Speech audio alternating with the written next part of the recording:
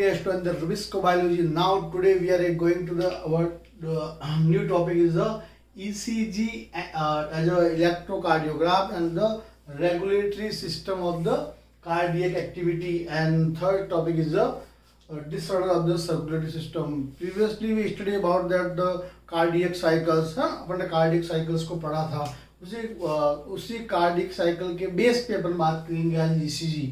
हाँ, उसके अकॉर्डिंग कौन सा रेगुलेशन कैसे होता है और सर्कुलेटरी सिस्टम के डिसऑर्डर्स क्या रहते हैं, इसके बारे में अपन बात करते हैं one by one.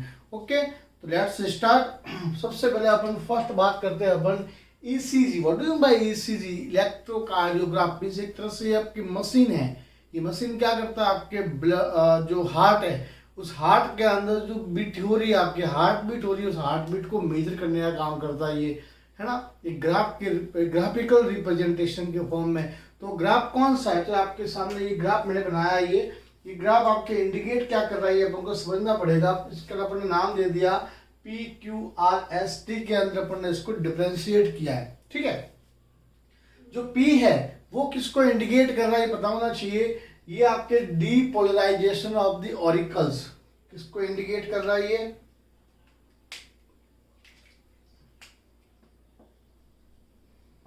Depolarisation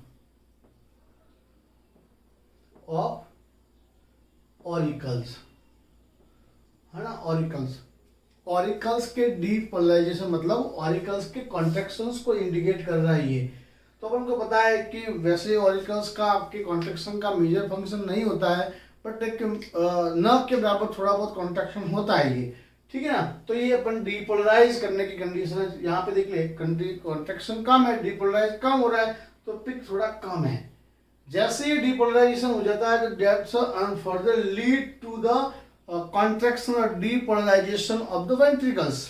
further आपके जो ये QRS है, ये डीपोलराइजेशन ऑफ द वेंट्रिकल्स, ये वेंट्रिकल्स के डीपोलराइजेशन की कंडीशन है. ठीक है, यहां पे कॉन्ट्रैक्शन फुली कॉन्ट्रैक्शन हो रहा है, इस वजह से देखिए यहाँ पर आपके ये पिक क्या गया, आपके हाई पहुंच गया. इसको अपन कहते हैं एग्जैक्टली QRS कॉम्प्लेक्स. जब ये आपके वेंट्रिकल्स बहुत ज्यादा कॉन्ट्रैक्ट होते हैं तो वापस रिलैक्स कंडीशन में आने के लिए, या कहेंगे नॉर्मल आपके कंडीशन होने के लिए, जो इंडिकेट है ग्राफ वो कौन सा आपके T को इंडिकेट करता है, मतलब नॉर्मल. हाँ, नॉर्मल कंडीशन किसके लिए नॉर्मल, ये आपके तो कहेंगे ये वेंट्रिकल्स के लिए. देन आफ्टर फर्दर वापस से स्टार्ट होता है डीपोलराइजेशन ऑब्लिकल. इस तरह से ये साइकिल चलती रहती है. तो इंडिकेशंस क्या होता है, डॉक्टर्स क्या देखते हैं जब भी ECG निकाली जाती है तो उसके अंदर देखा जाता है आपके QRS कॉम्प्लेक्स को. ये जो पूरा QRS कॉम्प्लेक्स है इसको देखा जाता है. यही आपके इंडिकेट करता है हार्ट बीट को. मीन्स अपन कहेंगे ECG के अंदर काउंट किसको करते हैं, अच्छा number of the QRS complex को काउंट करते हैं. यही आपके डिफरेंशिएट करता है द हार्ट बीट. समझ में आया. यही आपके डिफाइन करेगा आपके क्या ना, आपके एक cardiac cycle complete one cardiac cycle है. यहाँ से लगाकर ये वन कार्डियक साइकिल है, मतलब 0.8 सेकंड के अंदर ये पूरा प्रोसेस हो रहा है ये. तो 1 मिनट के अंदर कितनी आपके होने चाहिए QRS कॉम्प्लेक्स, कितने होने चाहिए, तो कहेंगे 70 to 72 होने चाहिए. अगर मान लीजिए तो नॉर्मल ECG आपका ग्राफ है, कोई आपको प्रॉब्लम नहीं है. अगर मान लीजिए QRS कॉम्प्लेक्स आपके सपोज कीजिए इसी 0.8 सेकंड के अंदर एक यहाँ पे QRS कॉम्प्लेक्स अगर बढ़ जाए, सपोज कीजिए, मतलब ये पूरी कंडीशन आपके 3 टाइम हो जाए, तो क्या होगा, कंडीशन आपकी हाइपरटेंशन कंडीशन हो सकती है, आपके ब्लड प्रेशर हाई हो सकता है आपके.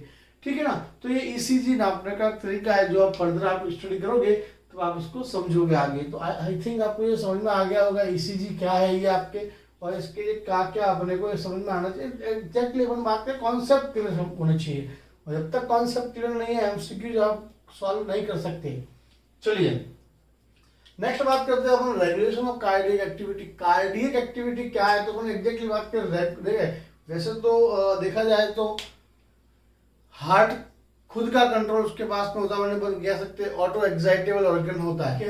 अब हम बात करें next regulation of the cardiac activity, है ना. तो क्या है, अपन को एग्जैक्टली पता है कि ना मायोजेनिक हार्ट का मीन्स क्या होता है आपके, है जो खुद का ओवन कंट्रोल होता है with the presence of the nodal tissues, जिसके पास में नोडल टिश्यूज क्या होता है आपके, नोडल टिश्यू प्रेजेंस होता है। ओके, न्यूजेनिक का मतलब इसके पास किसी टाइप का न्यूज आपके नोडल टिश्यू एब्सेंस होता है।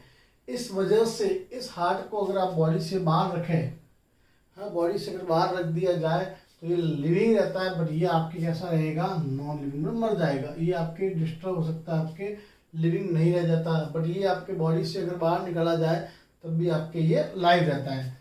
मॉलस्क के अंदर प्रेजेंट होता है, कुछ मॉलस्क के अंदर, बट और वर्टिब्रेट्स के अंदर प्रेजेंस होता है ये, कुछ ऑर्थ्रोपोड्स में और आपके एनालिड्स में इस टाइप का हार्ट आपके प्रेजेंस होता है।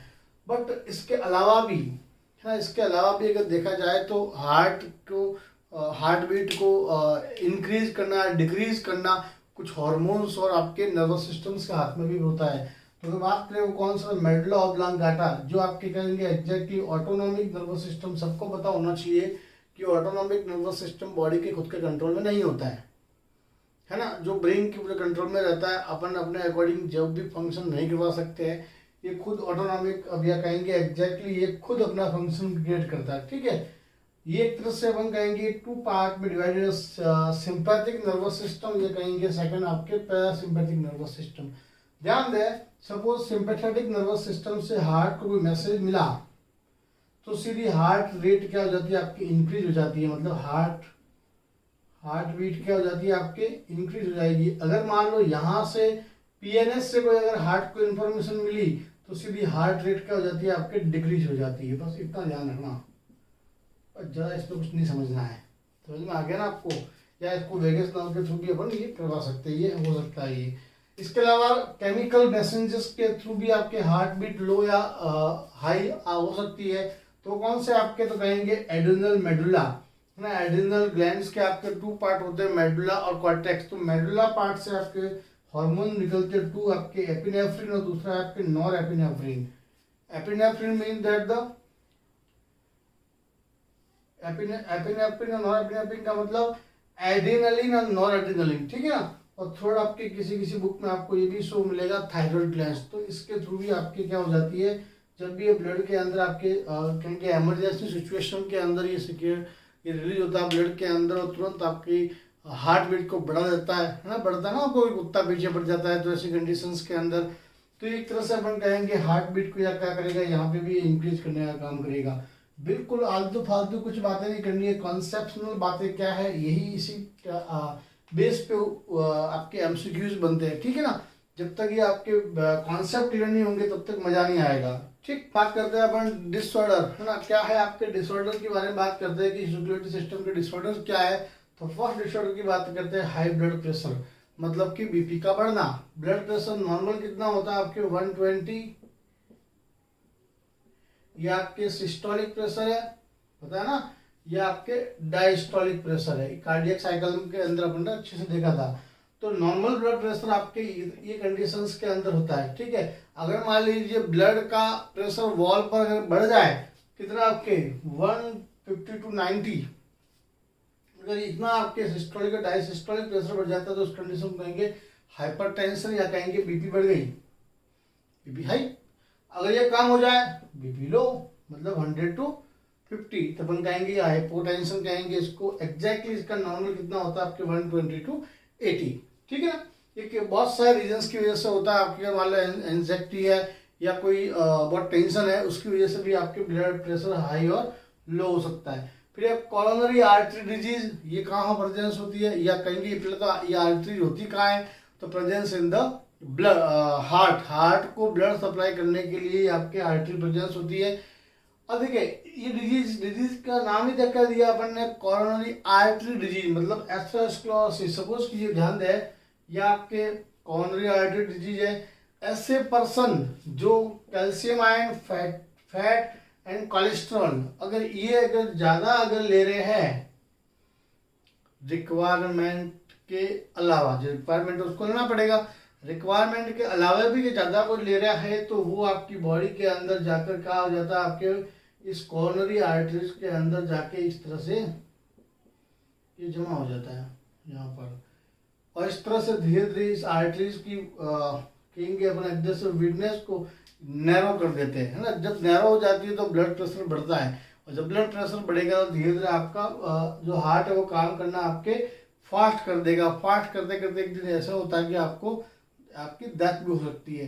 तो इसको सॉल्यूशन क्या है इसका, आपको सुना होगा आपने स्टेनिंग। क्या होता है इसमें, स्टेनिंग। तो इसके अंदर स्टेन बैठाया जाता है, तो उसको तोड़ता रहता है, तोड़कर बाद में उसको वापस से ये स्टेनिंग यहाँ पे सेट हो जाता है ताकि ये वापस से नैरो ना हो। और ये मैक्सिमम आपके देखा जाता है 30+ से 30+, हाँ 30+ जितने भी आपके एडल्ट हैं इनमें कंडीशन ज़्यादा होती है। इसलिए खान पान पे बिल्कुल आपको कंट्रोल रखना बहुत ज़रूरी है कि ये आपके अकॉर्डिंगली देखा जाए, लेकिन रिक्वायरमेंट है उसके अगर बहुत ज़्यादा है तो फिर ये आपके डिजीज कॉज कर सकता है एथेरोस्क्लेरोसिस, ठीक है।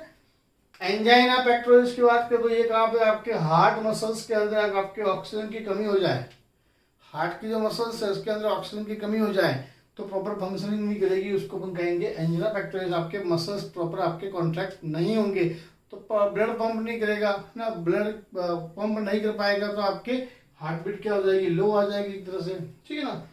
हार्ट फेलियर ये आपके लंग्स के कॉन्जुगेशन की वजह से होता है, लंग्स प्रॉपर काम करने की वजह से। प्रॉपर आपके लंग काम नहीं करे तो आपकी क्या डिजीज हो सकती है, आपको हार्ट फेल हो सकता है आपका।